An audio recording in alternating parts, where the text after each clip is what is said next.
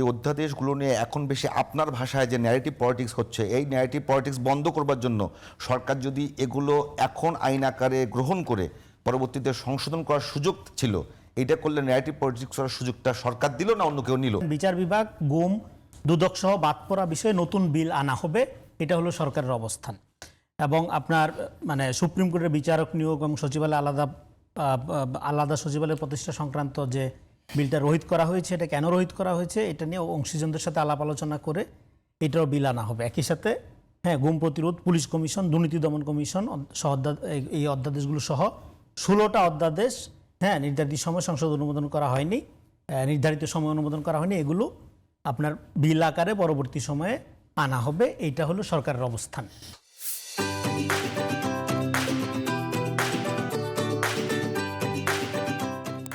তো ফলে এগুলো এখনই শেষ হয়ে গেছে, চিরতরে এইগুলো রিজলভ হয়ে গেছে ব্যাপারটা।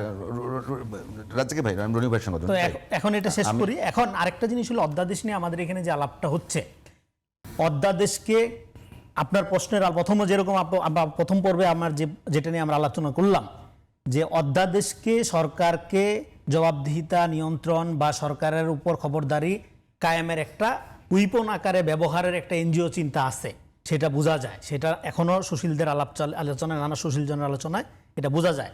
কিন্তু কোনো অধ্যাদেশ একটা সভারেন পার্লামেন্টকে নিয়ন্ত্রণ করতে পারে না, সভারেন পার্লামেন্টের উপর খবরদারি করতে পারে না। পার্লামেন্ট সভারেন্টি, বিকজ এইটাই ডেমোক্রেসি, এইটাই রিপ্রেজেন্টেটিভ ডেমোক্রেসি। তো ফলে এই অধ্যাদেশ এবং পার্লামেন্টের এখতিয়ারের মধ্যে যে কনফ্লিক্টটা আমরা দেখতে পাচ্ছি, এইটা বেসিক্যালি আন্ডারস্ট্যান্ডিং অফ ডেমোক্রেসির গ্যাপ। আপনি ডেমোক্রেসিকে কিভাবে বুঝেন? আপনি যখন দেখতেছেন রনি ভাই, আমার গুম অধ্যাদেশ, আমার দুর্নীতি দমন কমিশন, আমার মানবাধিকার কমিশন, এগুলো আপনি বাস্তবায়ন করলে মানে এটা হয় যে সংসদের উপর খবরদারি করা বা সংসদের উপর এগুলো না, এগুলোর ব্যাপারে ব্যাখ্যা তো আগেই দিলাম যে এগুলো যেহেতু সংবিধান সংশোধনের সাথে। কোনটা দিয়ে সংসদ নিয়ন্ত্রণ করার পাতা চলছিল?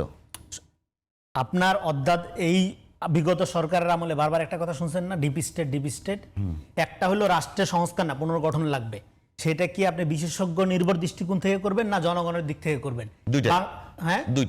দুইটা যদি করেন তাহলে আপনার এবার যে বিশেষজ্ঞগুলো বাংলাদেশেই থাকে না, বাংলাদেশের মাটি মানুষের সুখ দুঃখের সাথে তার জীবনে কোনো সম্পর্ক নাই, সে বেশি গুরুত্বপূর্ণ নাকি একটা পলিটিক্যাল প্রসেস গুরুত্বপূর্ণ? দেখেন, সংস্কারের এই বয়ানটা 111 আমরা শুনি নাই। 111 তো সব সংস্কার বলতে হওয়ার না, আমি বলতেছি সেই 111 লোকজনকে কি আপনি বিগত সময়গুলোতে আপনারা দেখেন নাই? এখন তাদের বিভিন্ন স্টোরিগুলো দেখেন যেগুলো বেরিয়ে আসছে।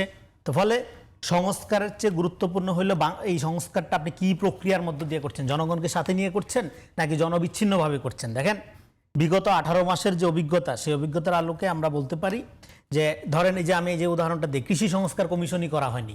তো বাংলাদেশে কৃষির উন্নয়ন না হইলে দেশের উন্নয়ন হবে না, এটা সবাই জানে। তো ফলে এই জুলাই সনদ, এখানে যেগুলো আছে, এইটাই একটা চূড়ান্ত রূপরেখা সনদের, এবং দেশ আগায় যাবে, এটা বহু লোকই বিশ্বাস করে না। যারা বিশ্বাস করে না তাদেরকে আপনি ব্লেম করতে পারবেন না, তার সঙ্গত কারণ রয়েছে। যারা বিশ্বাস করে না তার মধ্যে আপনি একজন।